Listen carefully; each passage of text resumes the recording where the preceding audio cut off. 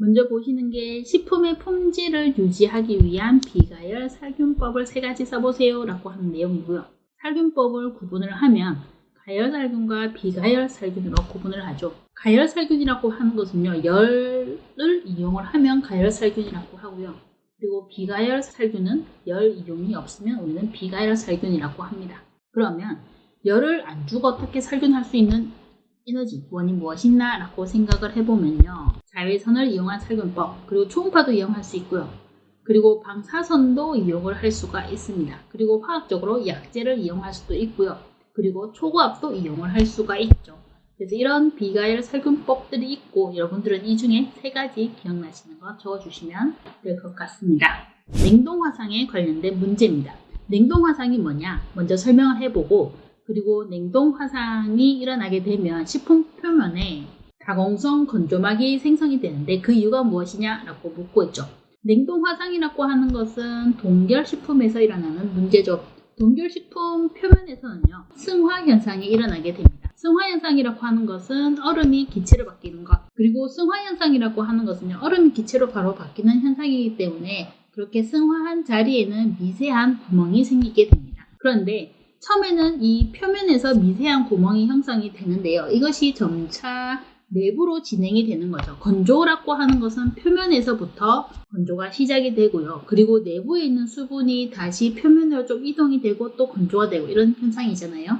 그런데 이런 승화하는 현상이 점점 내부로 형성이 되게 되면요, 딱딱한 막이 생기게 됩니다. 그러니까 다공질의 건조층이 형성이 되는 거죠. 이렇게 다공질의 건조층이 형성이 되면요, 색깔도 좀 변하고요. 변색도 일어나고요. 아니면 뭐 단백질이 변성이 될 수도 있고 풍미도 저하되는 이런 현상들이 일어나게 됩니다.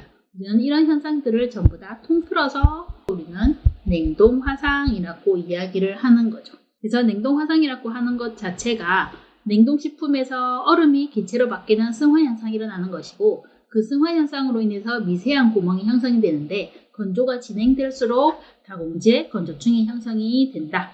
그리고 냉동화상이라고 하는 것은 이러한 다공질의 건조층이 형성됨으로 인해서 변색, 지방산화, 단백질 변성, 아니면 풍미 전화 같은 품질 저하 현상이 일어나게 된다 라고 하는 내용으로 정리를 해주시면 좋을 것 같습니다. 상압 가열 건조를 하려고 하는데, 상압 가열 건조에서 액체 시료를 처리를 할 때는 정제 해사를 넣고, 고체 시료를 처리할 때는 파쇄를 하게 되어 있거든요. 그것이 왜 그런가 라고 묻는 내용입니다. 우리가 식품공전 내용에 보시면요, 이 실험 방법에 그 내용이 나와 있습니다. 일반 성분 시험법으로 가서 보시면 수분 시험법이 있고, 수분 시험법도 몇 개가 있는데 그 중에 상압 가열 건조법이라고 하는 것이 있게 되죠. 여기에 시험 방법에 대해서 보시면요, 어떻게 나와 있냐 하면, 미리 가열해서 함량으로 한 측량 접시에 검체를 정밀히 달아서 건조가 어려운 검체인 경우에는 정제 해사를 넣고, 그리고 유리봉도 같이 넣어주는 거죠. 왜냐하면 나중에 저어줘야 되니까요. 유리봉을 넣어서 항량이 되게 하고 검체를 넣어서 잘 섞은 후에 유리봉을 그대로 둔다 라고 하는 내용이 있죠. 이렇게 정제 해사나 아니면 고체 처리할 적에도 역시 파쇄를 해서 넣게 되어 있습니다. 그런 이유가 무엇이냐라고 이야기를 하면 표면적을 증가시키기 위해서 그렇죠. 정제 해사라고 하는 게 모래를 이야기하는 것이잖아요. 그래서 이런 모래를 넣어주는 게 액체 시료가 모래에 묻어서 표면적을 넓게 하기 위한 것, 그리고 고체 시료 같은 경우에는 큰 덩어리를 그대로 넣어서 상압 가열 건조를 하게 되면 속은 마르기 너무 힘들게 되고 겉은 너무 말라서 완전하게 수분의 양을 측정하기가 힘들어지거든요. 그래서 파쇄를 해서 상압 가열 건조를 진행을 하게 됩니다. 그래서 이유는 표면적을 증가하기 위해서 그렇다. 그리고 나온 김에 여러분들이 상압 가열 건조법 시험 방법은 이렇게 실험을 하게 된다 라고 보시면 되죠. 식품위생 분야 종사자의 위생 조건 중에 영업에 종사하지 못하는 질병 종류가 나와 있습니다. 그러면 이 종류에 쭉 나와 있는 게 이 내용들인데, 여기서 빈칸을 한번 채워보세요 라고 하는 것으로 나와 있죠. 먼저 처음으로 보시면 감염병 예방 및 관리에 관한 법률 뭐에 따라서 결핵은 비감염형인 경우는 제외를 하게 됩니다. 그리고 두 번째는 조금 이따 얘기를 하고요. 세 번째 보시면 이것 또는 그 밖에 무슨 질환이라고 되어 있는데, 여기는 피부병이나 또는 고름을 형성하는 화농성 질환을 이야기를 하고 있습니다. 법령으로 보면요. 여기에서 나와 있죠. 식품위생법의 시행규칙을 찾아가시면 됩니다. 여러분들 혹시나 관련된 법령을 보시려고 하면요. 제50조에 나와 있는데요. 50조에 영업에 종사하지 못하는 질병의 종류는 이렇습니다. 라고 나와 있고요. 1, 2, 3, 4라고 해서 4가지가 나와 있는데 하나가 결핵, 그리고 어느 하나에 해당하는 감염병, 그리고 피부병, 고름형성 화농 질환, 그리고 후천성 면역 결핍증이 들어갑니다. 그런데 이거는 성매개 감염병에 관한 건강진단을 받아야 하는 영업에 종사하는 사람만 해당을 하게 되죠. 그러면 2번에 있는 것 이거 있죠. 감염병의 예방 및 관리에 관한 법률 시행규칙에 따라서 어느 하나에 해당하는 감염병이라고 되어 있는데요. 이것이 무엇이냐 하면 이렇게 6가지입니다. 콜레라, 전티푸스, 파라티푸스, 세균성 이진, 장출혈성 대장균 감염증, 그리고 A형 감염. 이 6개 중에 하나에 해당하는 감염병일 때 영업에 종사하지 못한다라고 이야기를 하고 있죠. 유지를 고온가열을 했더니 나타나는 물리적이나 아니면 화학적 변화를 각각 2가지씩 써보세요 라고 하는 것인데요. 여러분들이 기름을 계속 가열을 해서 사용하는 상황이라고 생각을 하시면 되고요. 그 물리적 변화로 일어나는 것이 여러분들이 기름 쓰면 제일 먼저 색도 진해지고요. 점도도 증가하게 됩니다. 화학적 변화로는 산가가 증가하고요. 발연점이 저하하게 되죠.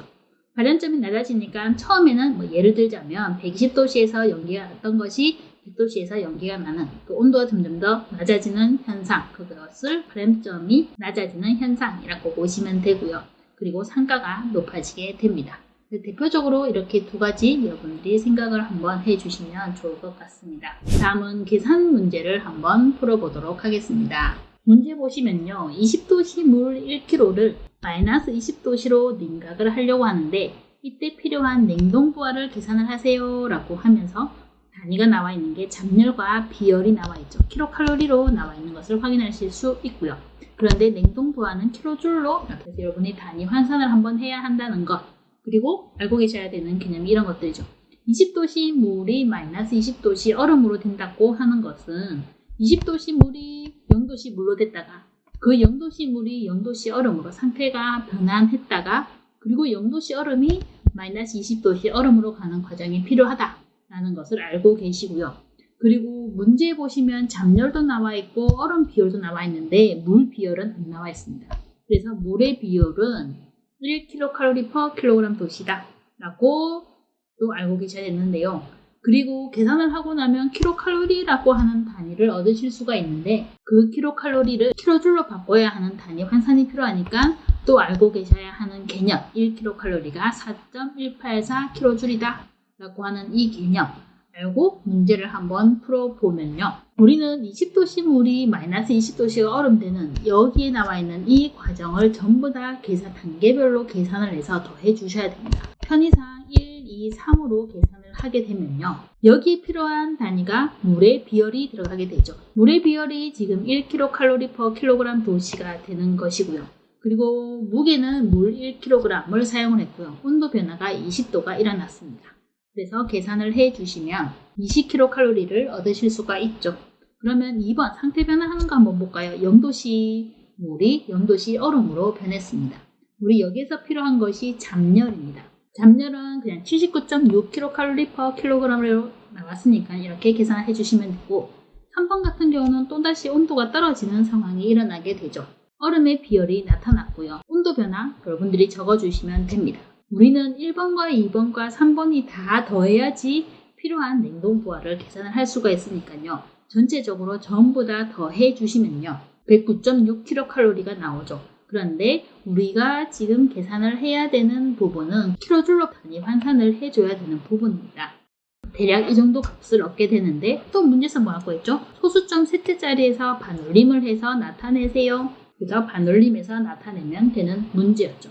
다음 계산은 5% 설탕용액 1kg을 25% 설탕용액으로 농축을 시키려고 하고 이때 증발시켜야 할 물의 양을 물질 수지식을 이용해서 계산을 해보세요 라고 하는 겁니다. 물질 수지식이라고 하는 것은 이런 개념입니다. 지금 같은 경우도 농축시키거나 아니면 증발시키거나 이런 경우가 있잖아요. 그걸 우리가 공정이라고 이야기를 한다면 어떤 공정에 들어가는 질량은 공정에서 나오는 것과 그리고 그 후에 공정에서 축적되는 질량의 합과 같다 라고 하는 것이 물질 수지식의 개념입니다. 그래서 이 식을 간단하게 도식으로 그리게 된다면 이렇게 되겠죠.